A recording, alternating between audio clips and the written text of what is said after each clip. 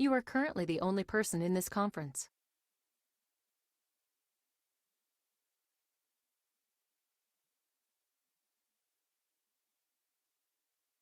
You are currently the only person in this conference.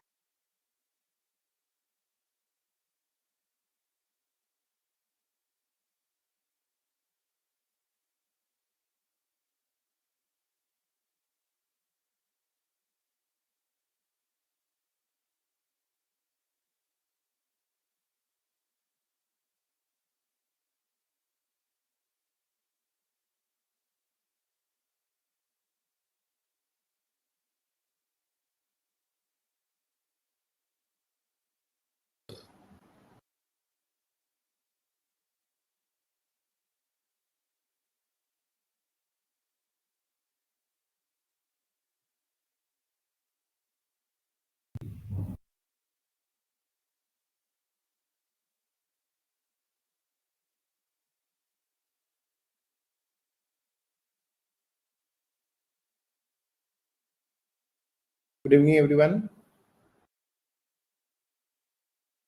Good evening, sir. Good evening, sir. Good evening कैसा रहा आपका IITS? Sir इस बार physics आसान थी। है ना? टफ नहीं निकला था। फिजिक्स टफ नहीं था। रोटेशन और ग्रेविटेशन। रोटेशन को लेके अगर तुम आसान बोल रहे हो तो मतलब कि प्रिपरेशन अच्छा किए होगे।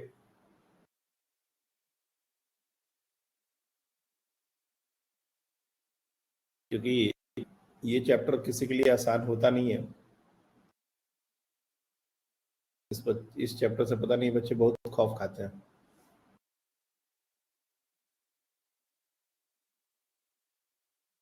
आज सब लोग दीपावली मना रहे हैं क्या?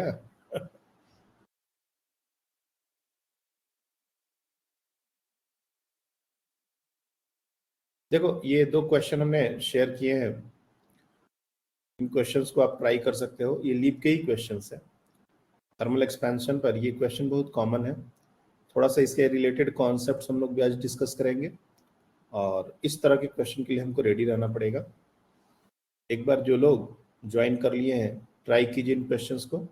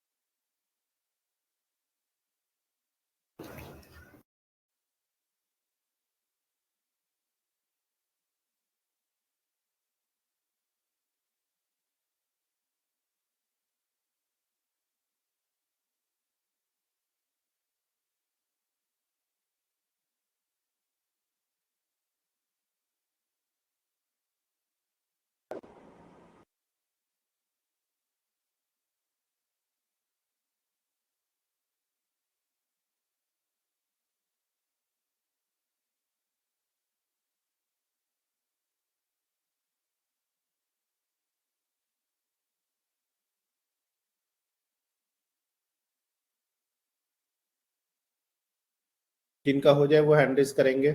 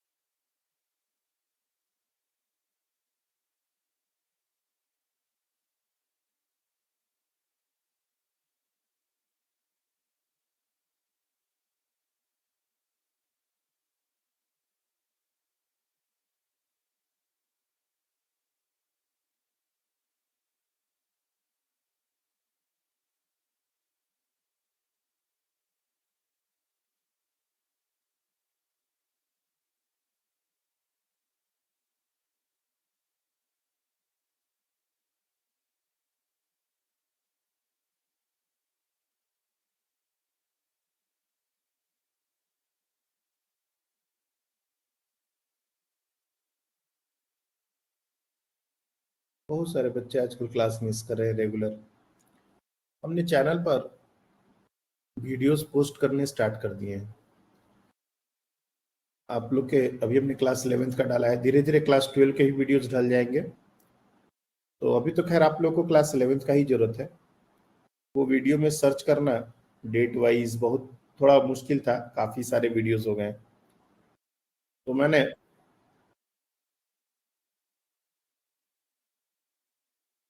अभी स्टार्ट किया है topic wise, chapter wise YouTube पर प्लेलिस्ट बनाई है।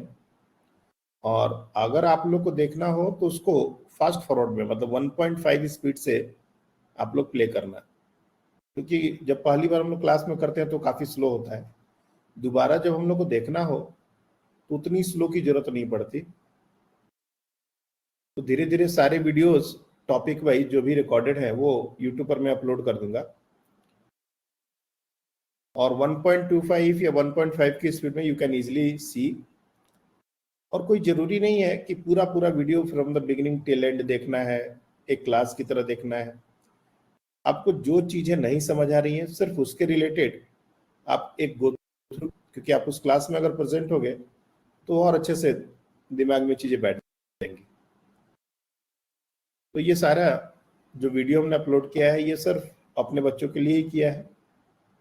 उसको गो थ्रू करने का आपको एक इजी तरीका मिल गया। वैसे तो वो चैनल पर भी था, उसको बहुत सर्च करना पड़ता था। चलिए, फर्स्ट मतलब पहला जो क्वेश्चन है इसका आंसर आधे आप बताएंगे, क्या है आपका? सर मैं श्योर नहीं हूँ पर मेरे हिसाब से फर्स्ट ऑप्शन होना चाहिए। ओके, मल्हार आपका? सर मेरा थर्ड है। Third, okay. कैसे किया इस क्वेश्चन को? What are the concepts that you people have applied? सबसे पहले तो जब भी इस तरह के क्वेश्चन आएंगे तो हमको कैसे सोचना रहेगा ये थोड़ा सा हमको बहुत जरूरी है। बाकी क्वेश्चन तो करेंगे ही। आद्या बताएं आपने कैसे सोचा इस क्वेश्चन को? सर जैसे इसमें लिखा हुआ है कि हीट किया तो जो बॉडी है वो थोड़ा उसका जो कुछ पार्ट है वो बाहर आ गया। इसका मतलब बराबर, बॉडी ज्यादा एक्सपांड किया होगा लिक्विड से या लिक्विड कम एक्सपांड किया होगा। Okay, agreed. तो हाँ सर, तो लिक्विड कम एक्सपांड किया होगा तो जो गैमा लिक्विड का है वो कम रहेगा सॉलिड बॉडी के गामा से। तो और सॉलिड बॉडी का गामा 3 अल्फा होता है, तो उससे कम 2 अल्फा था, तो इसलिए मैंने 2 अल्फा बोला। Good, very good. मल्हार आपने कैसे सोचा?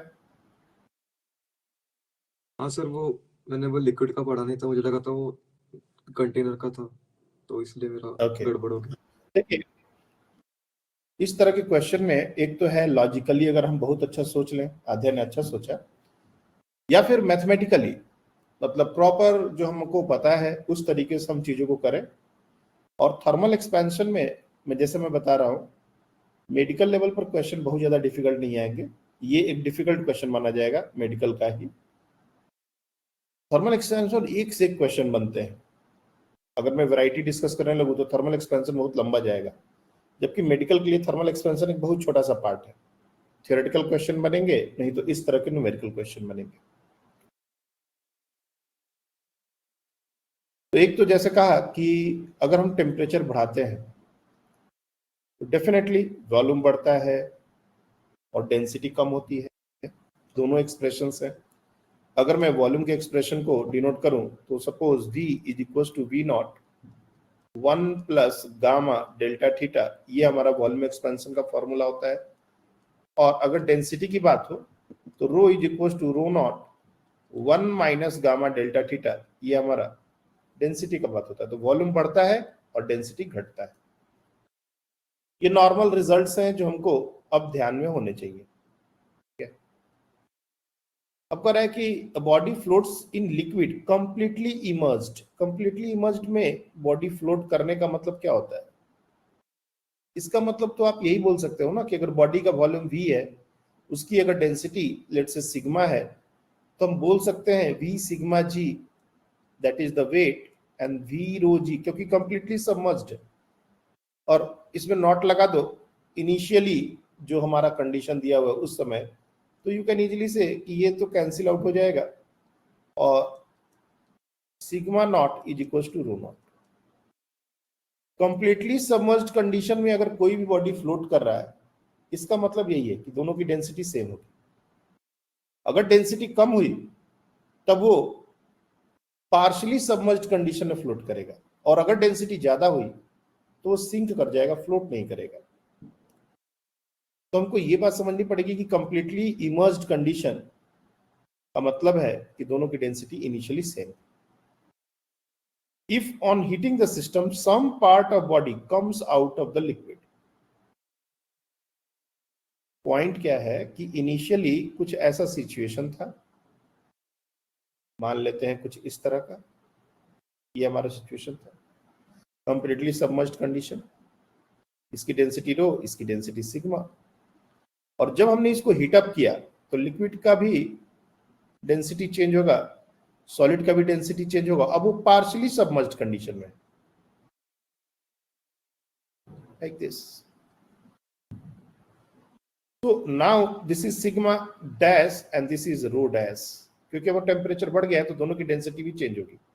अब जब पार्शियली सबमर्ज्ड कंडीशन में, यहां पर तो हमने बोल दिया कि सिग्मा नॉट और रो नॉट बराबर है, लेकिन इस कंडीशन में जब वो पार्शियली सबमर्ज्ड कंडीशन में फ्लोट कर रहा है तो definitely sigma dash will be less than rho dash. ये कंडीशन हमको पता है, तभी कोई बॉडी पार्शियली सबमर्ज्ड कंडीशन में फ्लोट करेगा, इस बात से सब लोग एग्री करेंगे। और सिग्मा डैश क्या है? एक्चुअली ये हमारा टेम्परेचर बढ़ने के बाद उसकी डेंसिटी है सॉलिड की, और रो डैश क्या है? ये टेम्परेचर बढ़ने के बाद लिक्विड की डेंसिटी है। तो हमारी इक्वालिटी यहाँ पर एक होना चाहिए। अब बस इसी बात को हम लोग इस फॉर्मूले से आगे बढ़ाएंगे, ये जो फॉर्मूला है डेंसिटी का, इससे आप आगे बढ़ाओ। We can write, see here, sigma dash can be written as sigma naught 1 plus, now solid का जो volume expansion of liquid is gamma and the coefficient of linear expansion of body is alpha. तो ये linear expansion है, और alpha और gamma में हमने isotropic body के लिए देखा है कि गामा 3 अल्फा के बराबर होता है। क्योंकि हमको गामा लेना है, वॉल्यूम एक्सपेंशन वाला जो टर्म है वही लेना है, तो सिग्मा, यहाँ पर प्लस नहीं होगा बच्चे, यहाँ पर आप माइनस लिखना पड़ेगा। Sigma naught 1 minus 3 alpha delta theta, ये हो जाएगा हमारा sigma dash, and that should be lesser than rho dash. क्या हो जाएगा? Rho naught 1 minus gamma delta theta. अब इसको हम लोग सिग्मा नॉट और रो नॉट को तो पहले ही बराबर प्रूव कर चुके हैं, ये तो कैंसिल आउट हो जाएगा। फिर बचेगा क्या? 1 minus 3 alpha delta theta should be lesser then 1 minus gamma delta theta. अब 1 दोनों तरफ है, इसको भी हटा ही सकते हैं, दोनों तरफ 1 माइनस कर देंगे ना। We can see minus 3 alpha delta theta should be lesser than gamma minus gamma delta theta. Delta theta को भी कैंसिल आउट कर देंगे, ये हमारा पॉजिटिव टर्म है। Delta theta is a positive term, increase in temperature है, तो delta theta is a positive term. क्यों इतना हम लोग को सोचना पड़ रहा है, थोड़ा सा ध्यान से समझना है। अब लास्ट पार्ट है, minus 3 alpha is lesser than minus gamma. अब तुम कह सकते हो कि सर माइनस को डायरेक्टली कैंसिल आउट कर देंगे और 3 alpha should be lesser than gamma और gamma should be greater than 3 alpha, ऐसा बोल सकते हैं क्या? यहीं पर आके थोड़ा सा केयरफुल रहना है अपने को। -3 इज लेसर देन -2, बट अगर तुम डायरेक्टली माइनस कैंसिल आउट कर दो तो 3 इज लेसर देन 2, ये रॉन्ग स्टेटमेंट हो जाएगा। तो जब हम दोनों तरफ से माइनस को कैंसिल आउट करेंगे तो इनइक्वालिटी चेंज होती है। ये एक बहुत ही बेसिक बात है जो अपने को यहाँ समझ में आना चाहिए, और ये बहुत सारे बच्चे यहाँ पर आके मिस करते हैं। तो तुम साफ साफ एक एग्जाम्पल के थ्रू हमने इस बात को बताया, मैथमेटिकली इस बात को हम प्रूफ नहीं करना चाहते कि अगर -3 इज लेसर देन -2 ये बात सही है, और दोनों तरफ तुम माइनस को हटा दो जो नॉर्मली हम लोग करते हैं, तो 3 लेस देन 2 हो जाएगा, जो कि गलत है। यानी कि जब हम माइनस को कट करेंगे तो इनइक्वालिटी चेंज होगी। इसका मतलब इसके बाद जो हमारा रिजल्ट आएगा, that is gamma should be lesser then 3 alpha. Minus हटाया हमने, इनइक्वालिटी को चेंज कर दिया। और गामा अगर 3 अल्फा से छोटा हो then the value of gamma may be 3 alpha नहीं हो सकता, 4 अल्फा नहीं हो सकता, ऑल ऑफ दिस तो बिल्कुल हो भी नहीं सकता, तो हमारा 2 अल्फा ही वैल्यू। ये 2.5 अल्फा भी होता तब भी सही होता, 1.5 अल्फा होता तब भी सही होता। हमको बस ये कंडीशन सेटिस्फाई करना चाहिए और एक ही ऑप्शन है जो इस कंडीशन को सेटिस्फाई कर रहा है। तो इस क्वेश्चन का जो हमारा सही आंसर है वो फर्स्ट ऑप्शन। ध्यान से देखिए, एनीवन हैव एनी कंफ्यूजन? और अगर ये बात बहुत अच्छे से समझ में आई है तो पूरे कॉन्फिडेंस से आप लोग सेकंड क्वेश्चन करके दिखाइए। आई होप कि ये बच्चे कर लेंगे। ये भी लीप का ही क्वेश्चन हमने निकाला है।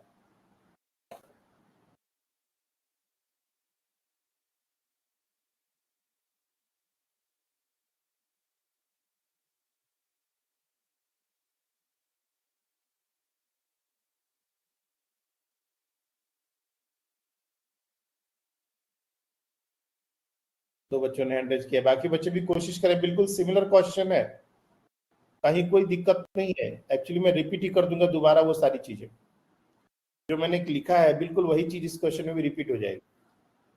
ओके श्रावणी आप बताएं।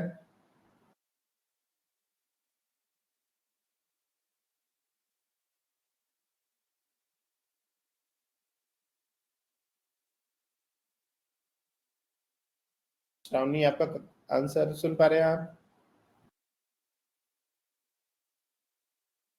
आफिया बताएंगे? सर मेरा फर्स्ट है। ओके आफिया आपका? सर मेरा भी फर्स्ट। ओके मल्हार? सर मेरा सेकंड आया। ओके और आद्या? सर मेरा फर्स्ट है। फर्स्ट है। ओके कृष्णा आपका? सर सेकंड है। गुड। तो कुछ बच्चों के फर्स्ट आ रहे हैं, कुछ बच्चों के सेकंड आ रहे हैं।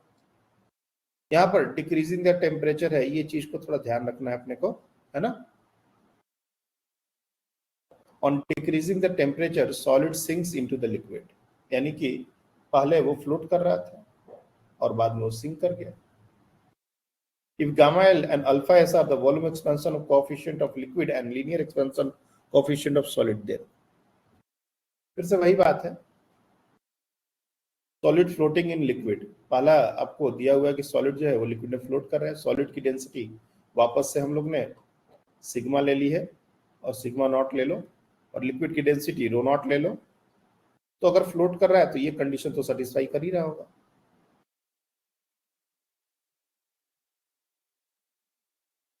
और जैसे ही हमने टेम्परेचर डिक्रीज किया तो जो नया सिग्मा डैश होगा वो क्या हो जाएगा? तो ये हो जाएगा सिग्मा नॉट 1 माइनस गामा, यहाँ पर हमारा हो जाएगा 3 alpha S minus delta theta. Temperature decrease में ये जो चेंज इन टेम्परेचर होता है, ये delta theta is change in temperature, याद रखना, change in temperature.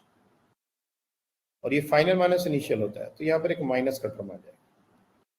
Similarly, rho dash is also going to be rho naught 1 minus gamma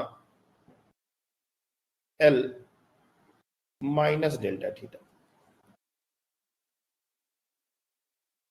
और कह रहा है कि sinks into solid sinks into the liquid, डूब गया। इसका मतलब अब जो कंडीशन है वो क्या है? अब कंडीशन है कि sigma dash should be greater than rho dash. चलिए हम पुट कर देते हैं वैल्यूज। तो sigma naught 1 plus 3 alpha S delta theta should be greater than rho naught 1 plus gamma L delta theta. अब देखो ध्यान से, पहले जो सिग्मा नॉट था वो रो नॉट से छोटा था,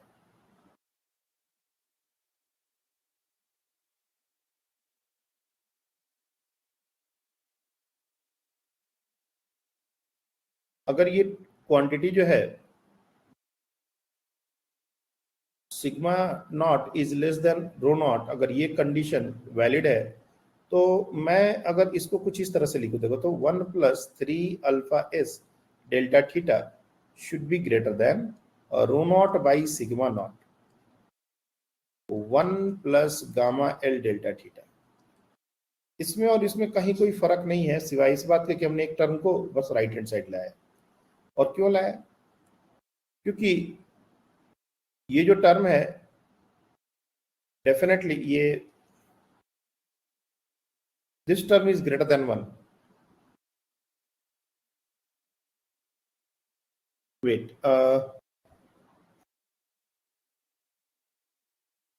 हाँ ये हमारा टर्म ग्रेटर देन 1 है। This quantity is greater than 1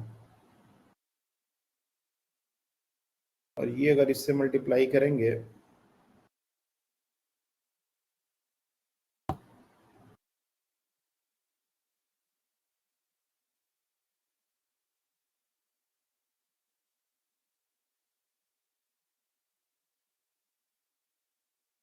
a solid floating in a liquid, on decreasing the temperature solid sinks into the liquid.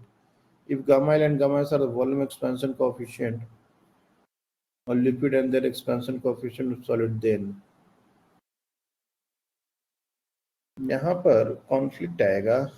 Directly हम नहीं बोल सकते जब तक दोनों को बराबर ना कर दें। ओके, चलो एक बार देखते हैं।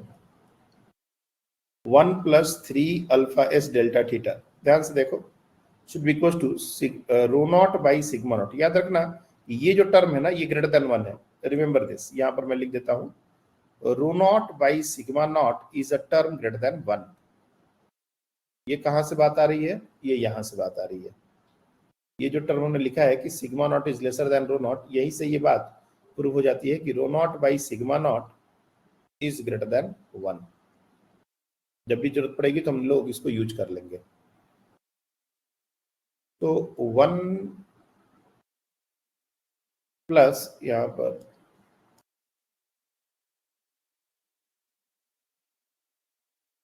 ये 1 से मल्टीप्लाई करेंगे तो सिग्मा नॉट रो नॉट और sorry rho naught by sigma naught gamma L delta theta, ऐसा कुछ लिखा जा सकता है। अब इस 1 को अगर हटाएंगे तो ये अगर राइट हैंड साइड में जाएगा तो ये ऑलरेडी बड़ा टर्म है, कुछ तो एक कांस्टेंट आएगा, that will be positive constant.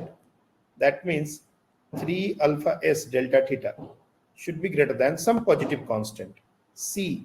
This is not negative, ये पॉजिटिव क्वांटिटी है, plus row naught by sigma naught gamma L delta theta. ये क्वांटिटी भी ग्रेटर देन 1 है और ये खुद भी एक नॉन नेगेटिव टर्म है और ये हमारा इस तरह का टर्म दिया हुआ है। यहां से ये टर्म अभी भी छोटा है, right hand side is still lesser. अगर हम सी को हटा दें, अगर हम सिग्मा नॉट रो नॉट को हटा दें तो क्या ये इनइक्वालिटी चेंज होगी? बिल्कुल भी नहीं। मतलब तुम इसको इस तरीके से थोड़ा सा मैथमेटिकली देख लो कि मान लो जैसे हमने लिखा है 5 is greater then let's say 1.5 plus 1.5 into some value, कुछ ऐसा वैल्यू है। अब अगर हम 1.5 को ग्रेटर देन 1.5 इंटू दिस ऐसा करें तो भी गड़बड़ नहीं, और 5 को ग्रेटर देन दिस, अगर ये हमारा x है, we can easily solve for x कि for what value of x this inequality is going to be hold true. मैं सर तुमको एक बस बात बता रहा हूं कि अगर ये 1.5 को भी हटा दें, ये प्लस वाला, तब भी ये इनइक्वालिटी चेंज नहीं होगी, और ये 1.5 को भी हटा दें तब भी इनइक्वालिटी चेंज नहीं होगी, क्योंकि ये x जो है ये 5 से हर मामले में छोटा होता है। तो मैं करने वाला हूं, ये जो c है इसको भी हटा देंगे और ये जो टर्म है इसको भी हटा देंगे। ये भी हमारे एक पॉजिटिव क्वांटिटी और ये ग्रेटर देन 1 क्वांटिटी है, तो इनको हटा दीजिए। तो यहां से हमको क्या मिल जाएगा? हमको मिलेगा 3 alpha S delta theta should be greater than gamma L delta theta. Delta theta will get cancelled और 3 alpha S is greater than gamma L.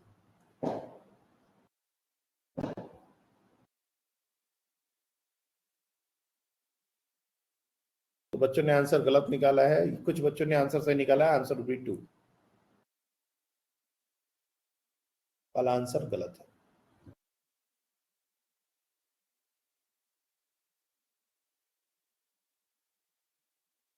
Gamma L should be lesser then 3 alpha S या फिर 3 alpha S is equals two is greater than gamma L. इसको ऐसे भी लिख सकते हैं या फिर gamma L is lesser then 3 alpha S. थोड़ा सा ये मैथमेटिकल इनइक्वालिटी के जो टर्म्स हैं इनको आप समझ लीजिए। मैंने यहाँ पर एक मैथमेटिकली न्यूमेरिकल वैल्यू के साथ एक एग्जांपल लिखा है। 5 अगर 1.5 प्लस समथिंग से बड़ा है और सारे पॉजिटिव टर्म है तो डेफिनेटली ये 5 सिर्फ इस क्वांटिटी से भी बड़ा होगा और सिर्फ इस क्वांटिटी से भी बड़ा होगा, ऐसा बोल सकते हैं। तो 2-3 बार अगर इस तरह के क्वेश्चन को आप कर लोगे तो एक आइडिया लग जाएगा। डेफिनेटली पहली बार में ये क्वेश्चन थोड़े मुश्किल जाएंगे, लेकिन आप इसको कर सकते हैं। This is not very difficult. Anyone have any problem? यहाँ पर डेल्टा थीटा को निगेटिव क्यों लिया, ये भी बहुत इंपॉर्टेंट बात है, आप ध्यान से इसको समझिए। चेंज इन टेम्परेचर हमेशा पॉजिटिव ही नहीं होता। अगर हम टेम्परेचर बढ़ाते हैं तो पॉजिटिव होता है। आप सोचो, ये जो जनरल फॉर्मूले हमने लिखे हैं, rho naught equals to rho naught 1 minus gamma delta theta. अब हमको पता है कि अगर टेम्परेचर बढ़ता है तो डेंसिटी घटती है और अगर टेम्परेचर घटता है तो डेंसिटी बढ़ती है। ये नॉर्मल ट्रेंड है। अब तुम डेल्टा थीटा को सिर्फ वैल्यूज के फॉर्म में डालोगे तब तो डेंसिटी हमेशा घटेगा ही। अगर हमारा टेम्परेचर बढ़ता है तो वॉल्यूम बढ़ता है और टेम्परेचर घटता है तो वॉल्यूम घटता है। लेकिन अगर तुम डेल्टा थीटा को अगर सिर्फ वैल्यू की तरह डालोगे तब तो वॉल्यूम हर बार बढ़ जाएगा। इसलिए डेल्टा थीटा का साइन हमको जरूर एक बार डिसाइड करना जरूरी है कि ये डेल्टा थीटा क्या हो रहा है, एक्चुअली पॉजिटिव है या निगेटिव। और दिक्कत इस बात का है कि अगर तुम डेल्टा थीटा का साइन कंसीडर नहीं करोगे तो वो माइनस तो उसमें रहेगा ही, लेकिन हमको कैलकुलेशन में वो नहीं दिखेगा। इसलिए जब देखो प्लस आता है तो क्वांटिटी के साथ ऑलरेडी प्लस हो ना हो कोई फर्क नहीं पड़ता। That means suppose is there is a term +2, we don't have to write +2, we can simply write 2। We know इसके पहले प्लस है, लेकिन अगर -2 है तो माइनस को बाहर करके क्लियरली लिखेंगे ताकि 2 के साथ बेसिकली -1 मल्टीप्लाइड विथ 2, ये कुछ इस तरह की बात है। तो डेल्टा थीटा एक्चुअली निगेटिव है तो माइनस डेल्टा थीटा हम लिख रहे हैं। अब हमने डेल्टा थीटा को एक पॉजिटिव क्वांटिटी कर दिया और ये माइनस वाले से बाहर निकाल दिया। तो इसके कारण क्वेश्चन में बहुत बार मिस्टेक होने के चांसेस रहते हैं, आप इससे सतर्क रहिए। पहला आंसर जिन बच्चों ने निकाला है उनका लगभग सारा स्टेप सही है, सिवाय इस बात के कि उन्होंने ये डेल्टा थीटा को शायद माइनस डेल्टा थीटा ना लेके प्लस डेल्टा थीटा लिया था। क्या यही किया था आप लोग ने? हाँ सर। तो चेंज इन टेम्परेचर जो होता है ना, या कोई भी चेंज जब निकालते हैं हमेशा याद रखिए कि चेंज फाइनल माइनस इनिशियल होता है and this is not always going to be positive. Change का मतलब हमेशा फाइनल माइनस इनिशियल होता है, हमेशा।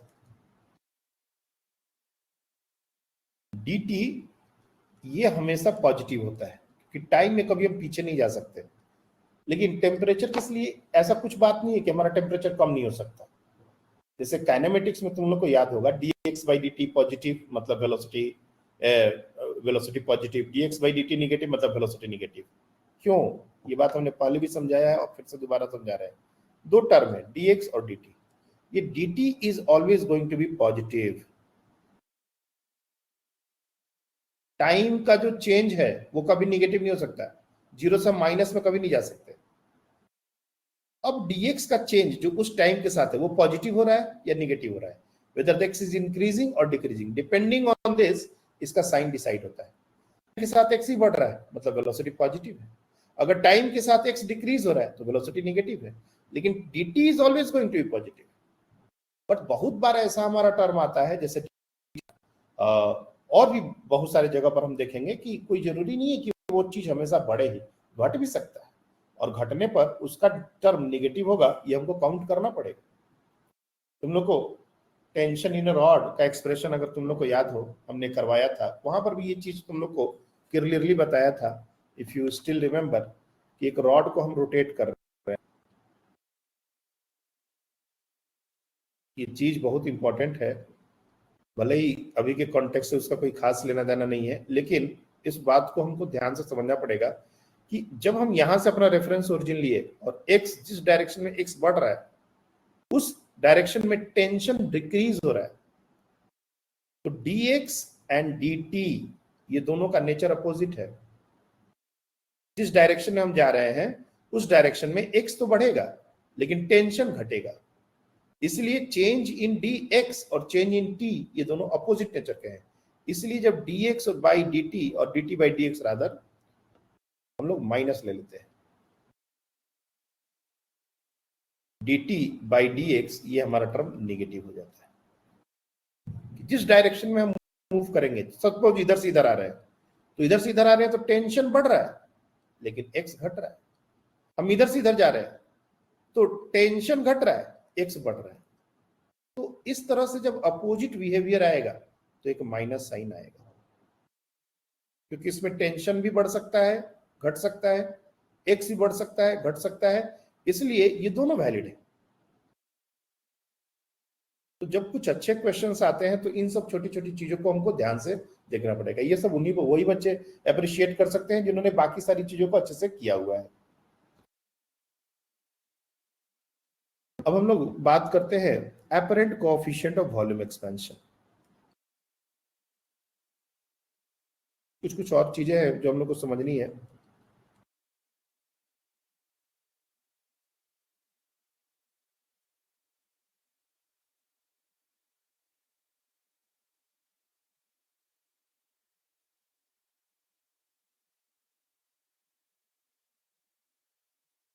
जैसे मान लो ये कंटेनर है,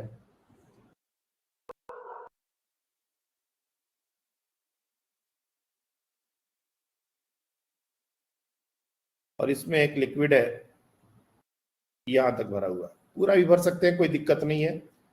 हम पहले अलग अलग लेके चलते हैं, फिर उसको कंप्लीट भी भर देंगे। VC stands for volume of container.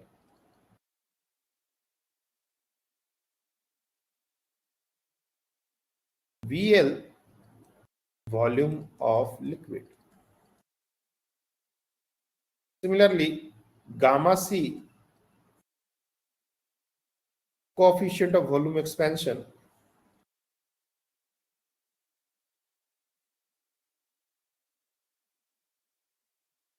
of container, and gamma L coefficient of volume expansion of liquid. तो होगा क्या कि जब मान लो हम इसको टेम्परेचर देने लगे, इसका टेम्परेचर अगर हमने बढ़ाने लगे तो जो कंटेनर है उसका भी वॉल्यूम बढ़ेगा और लिक्विड का भी वॉल्यूम बढ़ेगा। डिपेंडिंग लिक्विड जो है वो राइज भी कर सकता है, लिक्विड का लेवल फॉल भी कर सकता है, और लिक्विड का लेवल सेम लेवल में भी रह सकता है। हर तरह के कंडीशंस यहां पर बन सकते हैं depending on the values and this values. ये जो चारों वैल्यूज हैं उसके बेसिस पर ये सारी चीजें हो सकती हैं।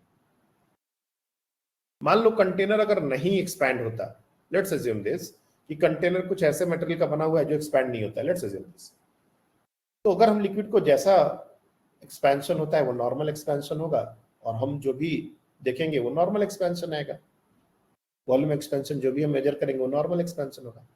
लेकिन कंटेनर भी अगर एक्सपैंड या कॉम्प्रेस, मतलब उसका एक्सपेंशन होने लगे या कॉम्प्रेशन होने लगे ड्यू टू टेम्परेचर चेंज, तब जो हमको दिखेगा वो हमको एक्चुअल एक्सपेंशन नहीं दिखेगा, वो हमको एपरेंट एक्सपेंशन दिखेगा। तो हमको apparent coefficient of volume expansion, ये गामा एपरेंट, ये आपको निकालना है ऑफ लिक्विड, ऑब्वियसली बात है ऑफ लिक्विड। इसके अंदर जो लिक्विड है इसका apparent coefficient of volume expansion कितना होगा वो आपको बताना है।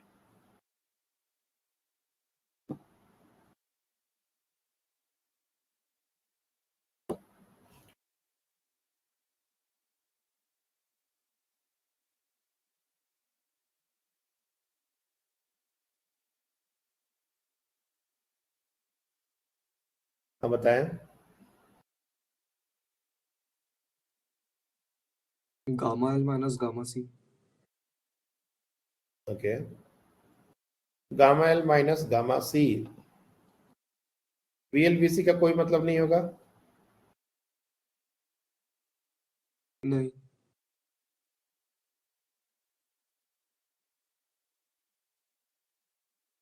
ओके,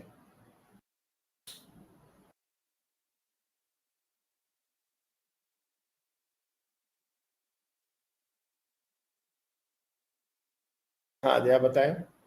सर उनको सेम पकड़ना है ना, हाँ वीसी सर और वीएल को। बिल्कुल। वीएल और वीसी इनिशियली हम लोग सेम नहीं पकड़ सकते, अगर सेम पकड़ेंगे तब डेफिनेटली ये टर्म आ सकता है, लेकिन अगर हम सेम ना पकड़े तो वीएल वीसी का भी टर्म आएगा। सर अगर मतलब मैंने वीएल और वीसी को सेम पकड़ा तो ये वाला ही एक्सप्रेशन आया। हाँ, अगर वीएल और वीसी को बिल्कुल सेम पकड़ ले, दैट इज कि ये कंटेनर पूरा का पूरा लिक्विड से भरा हुआ है, तब डेफिनेटली यही आएगा। लेकिन अगर दोनों को अलग अलग ले, जैसे जनरल सिचुएशंस है, उसमें हमारा वीएल और वीसी का भी टर्म आएगा।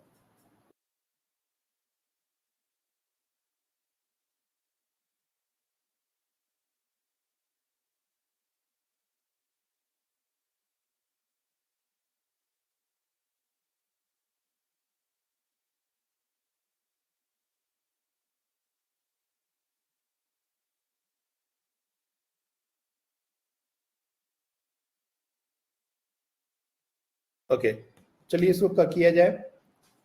देखो ये जो कंटेनर है, हाँ मल्हार बताए।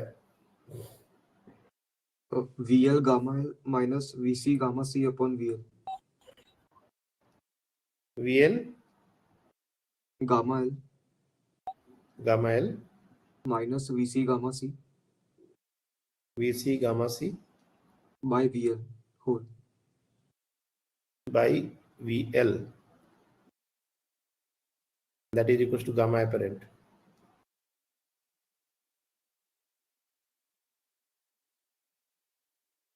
ओके, इनिशियली हमारा जो कंटेनर का वॉल्यूम है और ये लिक्विड का वॉल्यूम है, ये हमने देखा हुआ है। अगर टेम्परेचर राइज हुआ तो दोनों का वॉल्यूम कितना हो जाएगा, ये देखो। तो यहां पर VC can be written as, और VC dash rather is equal to VC 1 plus gamma C delta theta, और VL dash 1 plus gamma L delta theta.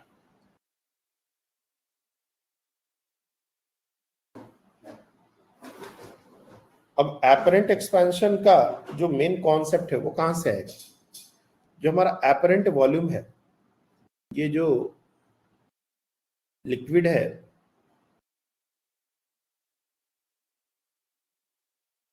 अगर ये इतने पोर्शन में, VC पोर्शन में, इसको कुछ और नया नाम दे देते हैं हम लोग, VC1,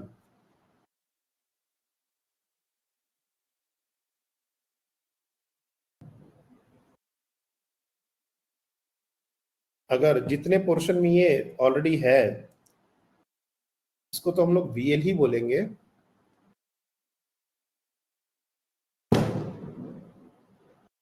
wait,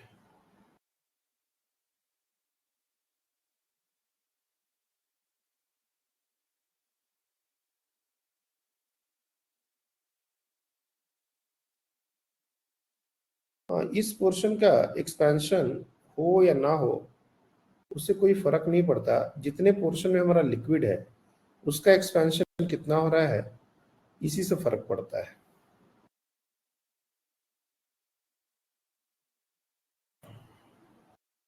Coefficient of volume expansion, apparent coefficient of volume expansion,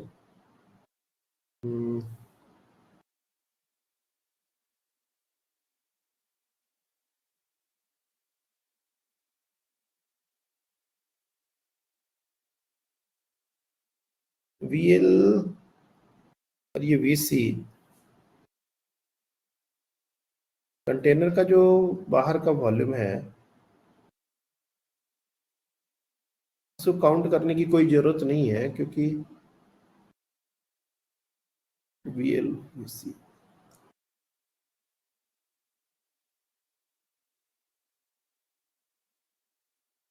एक मिनट बच्चे, कुछ तो गड़बड़ हो रहा है मेरे से। एक मिनट, एक conflict, just give me a moment.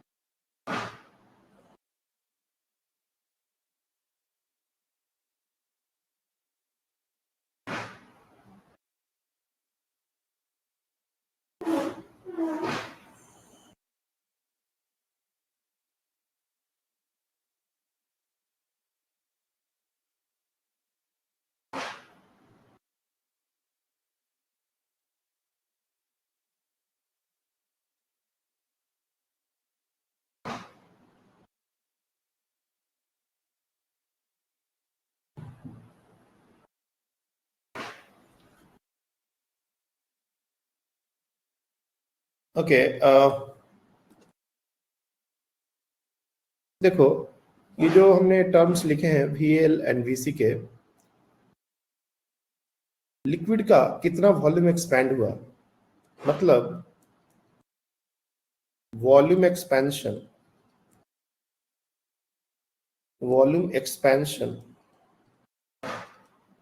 Of liquid, ये हमारा हो जाएगा VL डैश माइनस VL, और इसको अगर हम चाहें तो डेल्टा से डिनोट कर सकते हैं। और तुम देखोगे अगर यहां से इसको सॉल्व करें थोड़ा सा, so VL dash minus VL is equal to VL alpha L delta theta, ये ऐसा कुछ आ जाएगा। We can write VL gamma L delta theta. और उसी तरह से वॉल्यूम एक्सपेंशन ऑफ कंटेनर, ये हमारा आ जाएगा VC dash minus VC। Similar तरीके से delta VC can be written as VC gamma C delta theta. अब apparent coefficient of volume expansion जो है, अगर मान लो कंटेनर का वॉल्यूम एक्सपेंशन और लिक्विड का वॉल्यूम एक्सपेंशन बिल्कुल सिमिलर तरीके से हो गया, तो हमको लिक्विड का एक्सपेंशन दिखेगा ही नहीं। मतलब बोलने का क्या है, यहां पर apparent coefficient of volume expansion exactly क्या है ये समझना पड़ेगा। Apparent volume expansion of liquid, actually ये टर्म क्या है, ये टर्म है delta VL minus delta VC। अगर जितना लिक्विड का वॉल्यूम बढ़ा, अगर कंटेनर का भी वॉल्यूम एग्जैक्टली उतने से ही बढ़ गया, तो अपरेंट वॉल्यूम एक्सपेंशन 0 हो जाएगा। This is going to be 0। और actual volume expansion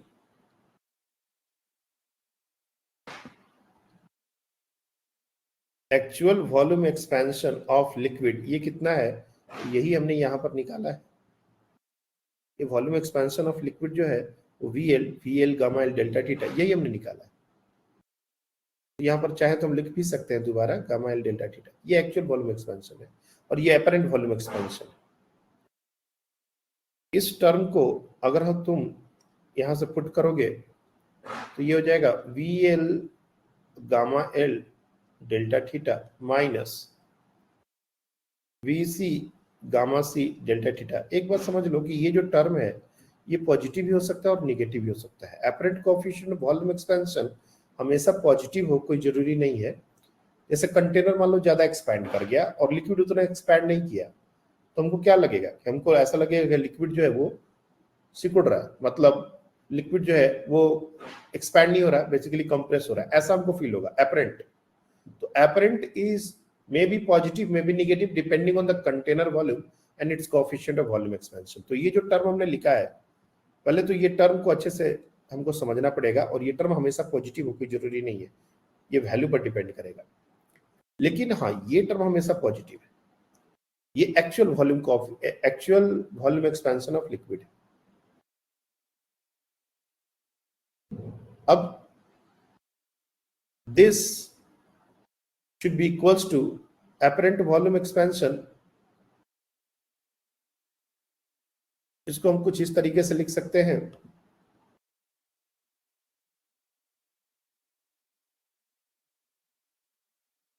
apparent volume VL minus VC।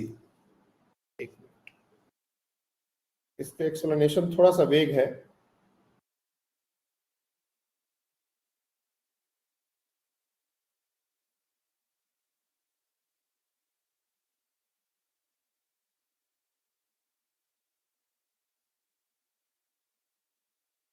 हाँ बताइए। सर जो आपने delta V L minus delta V C है, उसे हम ऐसा लिख सकते हैं ना, वो चेंज इन वॉल्यूम उस लिक्विड का अगर वो कंटेनर को इंक्लूड किया तो, मतलब एक gamma apparent V L gamma apparent delta theta is equal to stop apparent volume expansion जो है वो ये टर्म है, ठीक है। इसको तुम चाहो तो कुछ नाम दे सकते हो, ये डेल्टा VLC लिख सकते हैं या डेल्टा V एपरेंट लिख सकते हैं।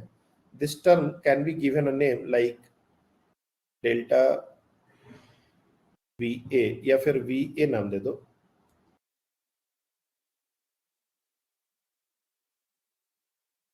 Apparent volume expansion of liquid, और इसका कोएफिशिएंट अपने को निकालना है अगर टेम्परेचर चेंज हुआ तो।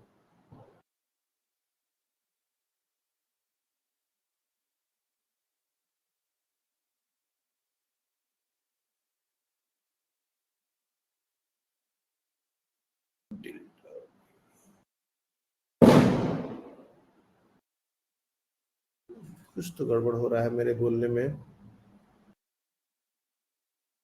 Delta VL minus delta VC that is the volume expansion, apparent volume expansion of liquid। यहां तक तो बात सही है।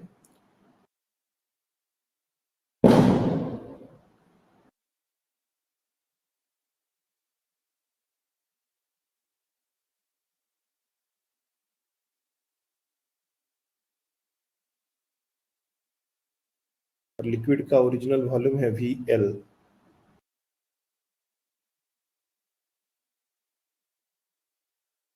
अगर हम ऐसा लिखे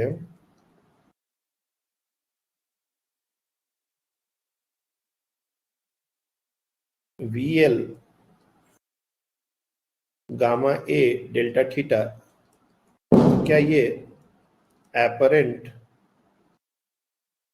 वॉल्यूम एक्सपेंशन ऑफ लिक्विड बोला जा सकता है?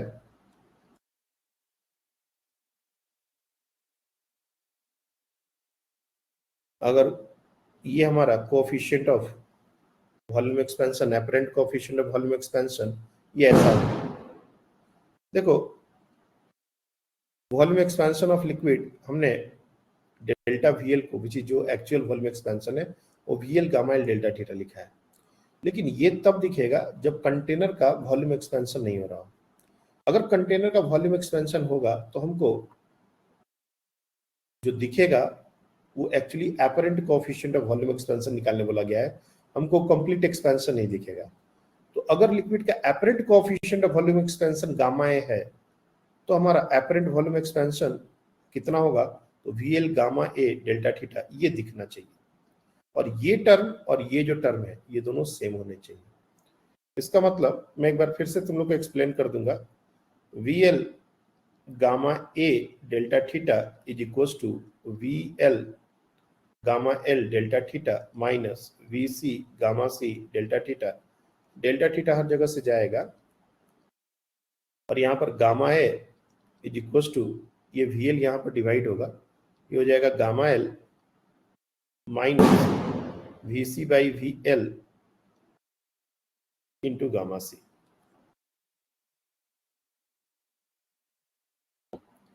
और इसी का एक पर्टिकुलर कंडीशन है कि अगर ये दोनों बराबर हो गए, if VC is equal to VL, तो gamma apparent is equal to gamma L minus gamma C। ज्यादातर बुक्स में यही रिजल्ट हमारा दिया रहता है, एंड दैट इज इंपॉर्टेंट। क्या कंफ्यूजन है मैं थोड़ा सा बता दे रहा हूं, इसको एक्सप्लेन करने में क्या दिक्कत आ रही थी। देखो, पहले तो हमको समझ में आना चाहिए कि apparent coefficient of volume expansion ये टर्म है क्या, ये टर्म को कैसे डिफाइन करना है, ये जो गामा एपरेंट या गामा ए जिसको हम बोल रहे हैं ये है क्या, कैसे इसको लिखेंगे। तो जितना हमारा एक्सपेंशन होना चाहिए और जितना हमको दिख रहा है, तो जितना होना चाहिए और जितना दिख रहा है इसी के बीच में एक रिलेशन होना चाहिए। हमारा अगर कंटेनर में हम लिक्विड नहीं रखते, नॉर्मल हम लिक्विड की बात करें, सिर्फ लिक्विड एक्सपैंड कर रहा हो, तो उसमें कुछ इतना एक्सपेंशन होगा जो हमने यहां पर लिखा है VL gamma L delta theta. लेकिन चूंकि कंटेनर एक्सपैंड हो रहा है, इसलिए जब हमको एपरेंट एक्सपेंशन की बात आएगी तो ये हमारा एपरेंट एक्सपेंशन होगा, और इसको VS हम डिनोट नहीं करेंगे, इसको ये VA नहीं, ये हमारा एपरेंट एक्सपेंशन। अगर वो लिक्विड VL वॉल्यूम का है और उसका coefficient of volume expansion gamma ए है, तो एक्सपैंड करने के बाद जो उसका एपरेंट वॉल्यूम एक्सपेंशन होगा वो VL गामा ए डेल्टा थीटा, बिल्कुल इसी तरीके से VL gamma L delta theta की तरह लिखा जा सकता है। ये एक्चुअल एक्सपेंशन है, ये एपरेंट एक्सपेंशन है, और ये एपरेंट एक्सपेंशन, ये जो हमने apparent volume expansion of liquid जो लिखा है इसके साथ हमारा इक्वेट हो जाएगा, ताकि हमारा गामा ए पता चल जाए। तो बस यहीं पर एक छोटा सा कंफ्यूजन था जो मैं दोबारा तुम लोगों को क्लियर कर देना चाहता हूं। मेरे को इसके लिए थोड़ा सा बुक देखना पड़ गया कि apparent volume coefficient of liquid का मतलब क्या है, कि जितना होना चाहिए था और जितना हो रहा है उसके बीच का रिलेशन। तो अगर वो यही कोएफिशिएंट ऑफ वॉल्यूम एक्सपेंशन से एक्सपैंड होता, तो जितना उसका वॉल्यूम एक्सपैंड होता है एक्चुअली में उस कंटेनर में रखने पर जो हो रहा है ये दोनों सेम हो जाने चाहिए, तभी तो हमको जो दिख रहा है उसका कोएफिशिएंट ऑफ वॉल्यूम एक्सपेंशन पता चलेगा। तो ये जो गामा है ये वही कोएफिशिएंट ऑफ वॉल्यूम एक्सपेंशन है, और यहां से ये टर्म आ गया। मैक्सिमम सिचुएशंस में ये जो VL बाई VC ये टर्म 1 ले लेते हैं, क्योंकि ये दोनों को जनरली बराबर ले लेते हैं, और ये प्रूफ करने की जरूरत नहीं है, एक बार हमने तुम लोग के सामने इसको प्रूफ कर दिया। बट ये आप हमेशा के लिए याद रखिएगा, रिमेंबर दिस, क्योंकि थोड़ा ट्रिकी है और बहुत बारी एग्जाम में डायरेक्ट पूछा गया क्वेश्चन है, इसलिए इसको छोड़ नहीं सकते, इसको आप याद रखिएगा। Gamma apparent is equal to gamma L minus gamma C, and depending on the value, कि अगर ये वैल्यू पॉजिटिव है तो लिक्विड का लेवल राइज करेगा, अगर ये वैल्यू नेगेटिव है तो लिक्विड का लेवल फॉल करेगा, और अगर ये वैल्यू 0 है तो लिक्विड का लेवल चेंज नहीं करेगा। ये चीज अपने को आउटकम समझ में आना चाहिए। तो यहां पर आउटकम भी चाहो तो लिख सकते हो, if gamma A is positive, इसके आउटकम पर भी क्वेश्चन पूछ सकते हैं, level of liquid will rise.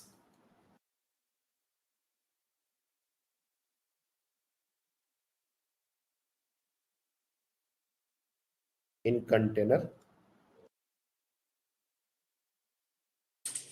gamma A negative, level of liquid will fall, और अगर ये 0 हो गया level of liquid will not change।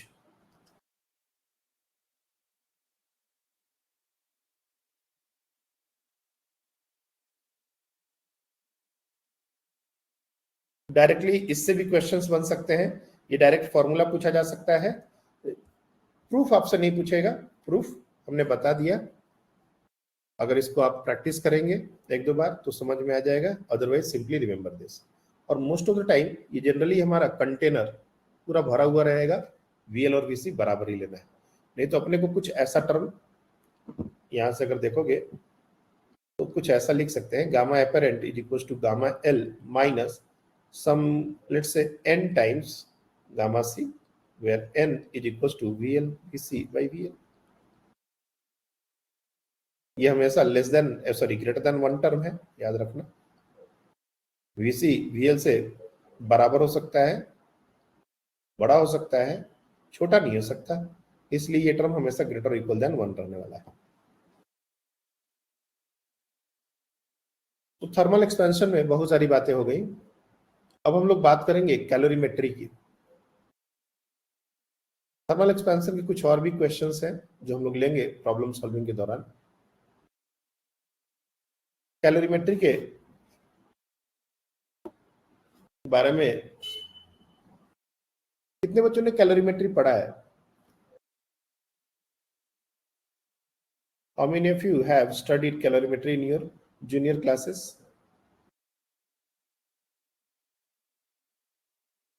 नहीं, क्लास 8 में हम लोग को पहले पढ़ना था, अब पता नहीं इसको हटा दिया गया और स्टेट बोर्ड में ये है। आप लोग स्टेट बोर्ड से 10th नहीं किए क्या किसी ने? स्टेट बोर्ड में हीट चैप्टर है 10th में और उसमें थोड़ा सा कैलोरीमेट्री पढ़ना है। सर हमको 10th ICSE में भी कैलोरीमेट्री था, है ना? तो कैलोरीमेट्री में बहुत सारे टर्म्स है, मैं तुम लोग को पहले वो टर्म से रूबरू कराता हूं। Amount of heat, specific heat capacity क्या है, ये सारी चीजें पहले उन टर्म्स को समझना पड़ेगा और फिर इसके क्वेश्चंस किस तरह के आते हैं। कैलोरीमीटर क्या होता है? जैसे ये कैलोरीमेट्री जो है ना, ये बेसिकली एक टर्म कैलोरीमीटर से बना है। कैलोरीमीटर क्या है? कैलोरीमीटर आप बस इतना समझ लो कि ऐसा एक कंटेनर जिसके वॉल जो है वो इंसुलेटिंग्स है।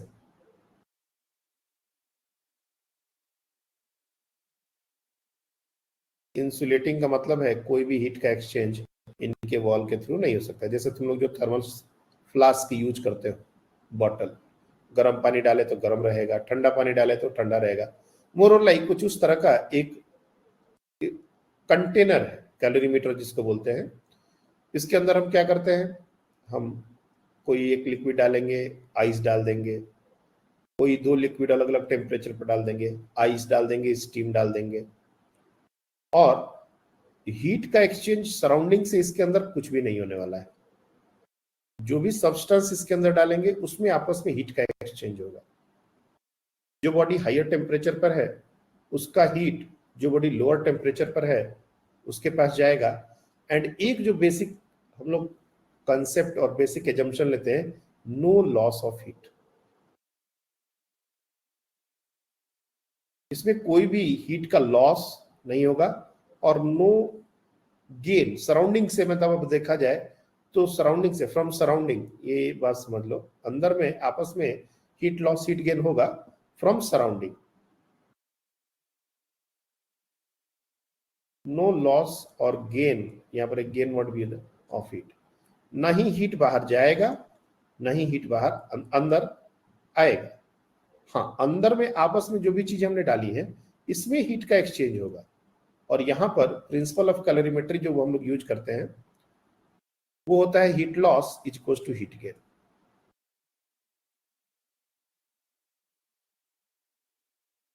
ये प्रिंसिपल ऑफ कैलोरीमेट्री है जो हम लोग यूज करते हैं। जितना हीट लॉस होगा उतना ही हीट गेन होगा। कभी कभी ये जो कैलोरीमीटर है इसका भी टेम्परेचर चेंज को काउंट करना पड़ता है। फॉर एग्जाम्पल, मान लो ये बॉटल है, तो बॉटल अगर हमने खाली रखा है या बॉटल के अंदर पहले से 30 डिग्री सेंटीग्रेड पर पानी रखा है, और हमने अचानक से उसमें गर्म पानी डाला, तो जो मिक्सचर का टेम्परेचर राइज होगा उसके साथ उस बॉटल का भी तो टेम्परेचर राइज होगा। कुछ क्वेश्चंस ऐसे हैं जिसमें वो बॉटल के बारे में या कहो कैलोरीमीटर के बारे में जिक्र नहीं होगा, लेकिन कुछ ऐसे भी क्वेश्चन हो सकते हैं जिसमें कैलोरीमीटर का भी टेम्परेचर राइज हो रहा है, ऐसी बात दी जाएगी। मतलब वो कैलोरीमीटर भी कुछ हीट गेन करेगा, सराउंडिंग से नहीं, वो जो मटेरियल हमने अंदर उसके डाला है उससे हीट गेन करेगा। तो इस तरह के क्वेश्चंस होते हैं, एक सब्सटेंस है जो हीट लूज करेगा, एक सब्सटेंस जो हीट गेन करेगा, और फाइनल टेम्परेचर क्या होगा, फाइनल कंटेंट ऑफ मिक्सचर क्या होगा, इसके रिलेटेड ये क्वेश्चंस पूछे जाते हैं। बहुत ही आसान है, जिस तरीके से बताएंगे अगर उस तरीके से समझोगे तो वन डे में ये पूरा कॉन्सेप्ट समझ में आ जाएगा। लेकिन उसके पहले अपने को कुछ बेसिक आइडिया समझ में आना चाहिए और कुछ बेसिक टर्म्स हमको आने चाहिए। एक नॉर्मल एक्सपेरिमेंट है जिससे हम इस बात को स्टार्ट करेंगे। जैसे मान लो हमारे पास आइस है, -25 -20 डिग्री सेंटीग्रेड पर हमने आइस यहां पर भरा पड़ा रखा हुआ है। आइस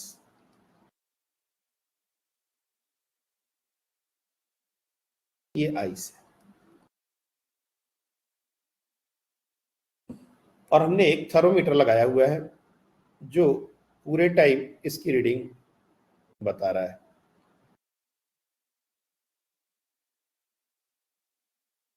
पूरे टाइम इसकी रीडिंग बता रहा है।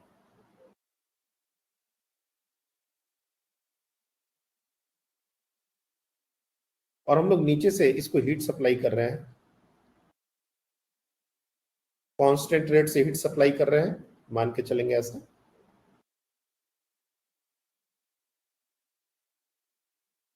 टेम्परेचर -20 डिग्री सेंटीग्रेड, और हमने बर्नर से इसको हीट करना शुरू किया। हम देखेंगे कि जो थर्मोमीटर की रीडिंग है, जो थर्मोमीटर की रीडिंग वो -20 से चेंज होना शुरू हुआ, -20 से -10, -10 से -5, -5 से 0। लगातार ये थर्मोमीटर जो है वो राइज करता जाएगा। लेकिन जब ये 0 डिग्री पर आएगा, जब ये 0 डिग्री पर आएगा, बहुत देर तक मर्क्यूरी का जो लेवल है वो चेंज नहीं होगा। हम लोग लगातार हीट सप्लाई कर रहे हैं, but there is no change in level of mercury. और हम देखेंगे जब तक ये पूरा का पूरा आइस मेल्ट नहीं कर जाता, तब तक मर्क्यूरी का लेवल चेंज नहीं कर रहा। एक बार जैसे ये पूरा का पूरा आइस मेल्ट करेगा, वैसे ही फिर से मर्क्यूरी का लेवल चढ़ना शुरू होगा। अच्छे खासे समय तक यहां पर ये रुका रहेगा, जबकि -20 डिग्री सेंटीग्रेड पर था और हमने हीट सप्लाई करनी शुरू की थी, तो मर्क्यूरी का लेवल उसी समय से राइज होना शुरू हुआ था। लेकिन 0 डिग्री पर आने पर वो कुछ देर के लिए स्टे कर गया, रुक गया, फिर से ये लगातार राइज करेगा अप टू 100 डिग्री सेंटीग्रेड। और हम लोग कुछ इस तरह से इसको रखेंगे ताकि स्टीम जो है वो बाहर ना जाए। और हम देखेंगे कि 100 डिग्री सेंटीग्रेड पर मर्क्यूरी आने के बाद बहुत देर तक बिल्कुल मर्क्यूरी की लेवल चेंज नहीं हो रहा, वो टेम्परेचर 100 डिग्री पर फिक्स हो चुका है। And for an appreciable amount of time the temperature is not changing. कुछ देर के बाद फिर से टेम्परेचर राइज करना शुरू करेगा और फिर लगातार बढ़ता चला जाएगा अगर हम हीट सप्लाई करते जाए तो। ये क्यों हुआ कि -20 डिग्री सेंटीग्रेड से 0 डिग्री सेंटीग्रेड मर्क्यूरी लगातार बढ़ रहा था, और उसके बाद 0 डिग्री पर आने पर अचानक से हम हीट सप्लाई कर रहे हैं बट टेम्परेचर चेंज नहीं हो रहा। यहां से दो कॉन्सेप्ट हीट के बारे में हमारे मिलते हैं। एक को बोलते हैं हम लोग हीट,